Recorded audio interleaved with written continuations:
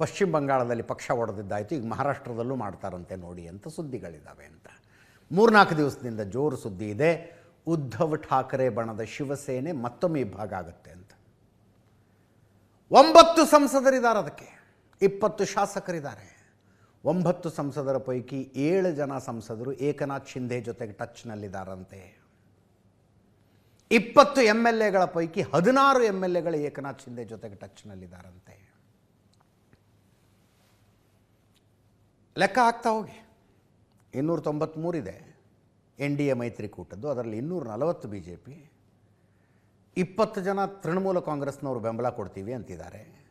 ಆ merger accept ಆಗಲಿ ಆಗದೆ ಹೋಗಲಿ, ಯಾವುದಾದ್ರೂ ಬಿಲ್ಲಿಗೆ ಓಟ್ ಹಾಕೋದು ಅಂತ ಬಂದಾಗ ಅವರು NDA ಪರವಾಗಿ ಕೈ ಎತ್ತವ್ರೆ ಅಂತ ಅರ್ಥ. ಅದು 293 + 20 313 ಆಯಿತು. ಇವ್ರದ್ದೊಂದು 7, ಇದು ನಿಜ ಆಗೋದಾದರೆ ಇವ್ರದ್ದೊಂದು 7, 320 ಆಗುತ್ತೆ. 361 62 ಬೇಕಾಗತ್ತೆ 2/3ಗೆ. ಅಲ್ಲಿ ತನಕ ಸಂಖ್ಯೆಗಳನ್ನು ತೆಗೆದುಕೊಂಡು ಬರುವ BJPಯ ಪ್ರಯತ್ನ ಇದು ಅಂತ ವಿಪಕ್ಷಗಳವರು ಹೇಳ್ತಾ ಇದ್ದಾರೆ. ಅಲ್ಲಿ ಉತ್ತರ ಪ್ರದೇಶದಿಂದ ಸಮಾಜವಾದಿ ಪಕ್ಷದಿಂದ ಏನೋ ಬೇರೆ ಸುದ್ದಿಗಳು ಬರ್ತಾ ಇದ್ದಾವೆ.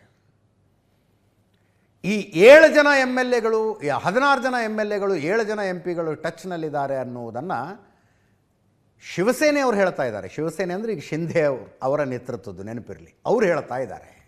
ಉದ್ಧವ್ ಠಾಕ್ರೆ ಬಣದವರು ಮಾತ್ರ ನಾವು ಮೀಟಿಂಗಿಗೆ ಕರೆದ್ರೆ ಎಲ್ಲ 9 ಸಂಸದರೂ ಬಂದಿದ್ದರು, ಅವರು ತಮ್ಮ ಮನೆಯವ್ರ ಮೇಲೆ ಆಣೆ ಹಾಕಿ ಹೇಳಿದ್ದಾರೆ, ಸಾಯಿಬಾಬಾ ಮೇಲೆ ಆಣೆ ಹಾಕಿ ಹೇಳಿದ್ದಾರೆ ನಿಮ್ಮನ್ನು ಬಿಟ್ಟು ಹೋಗೋದಿಲ್ಲ ಅಂತ.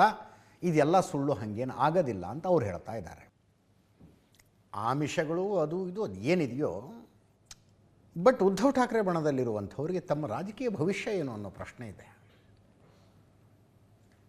ರಾಜಕಾರಣ ಅಂದರೆ ಒಂದು ರಾಜಕೀಯ ಪಕ್ಷದ ನೇತೃತ್ವ ವಹಿಸಿಕೊಂಡವರು ಕುಂತಲ್ಲಿ ಕೂರದೆ, ನಿಲ್ಲದಕ್ಕೆ ನಿಂತಲ್ಲಿ ನಿಲ್ಲದೆ, ಊರು ಸುತ್ತಿ ಸಂಘಟನೆ ಮಾಡಬೇಕು, ಕಾರ್ಯಕ್ರಮಗಳನ್ನು ಮಾಡಬೇಕು, ವಿರೋಧ ಪಕ್ಷದಲ್ಲಿದ್ದಾರೆ, ಹೋರಾಟಗಳನ್ನು ರೂಪಿಸಬೇಕು.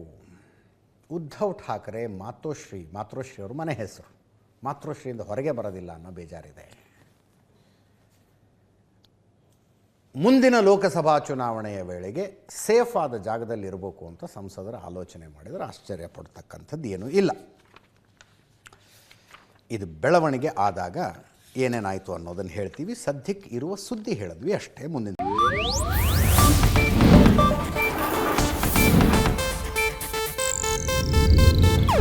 ಇದು ಏಷ್ಯಾನೆಟ್ ನ್ಯೂಸ್ ನೆಟ್ವರ್ಕ್ ಪ್ರಸ್ತುತಿ.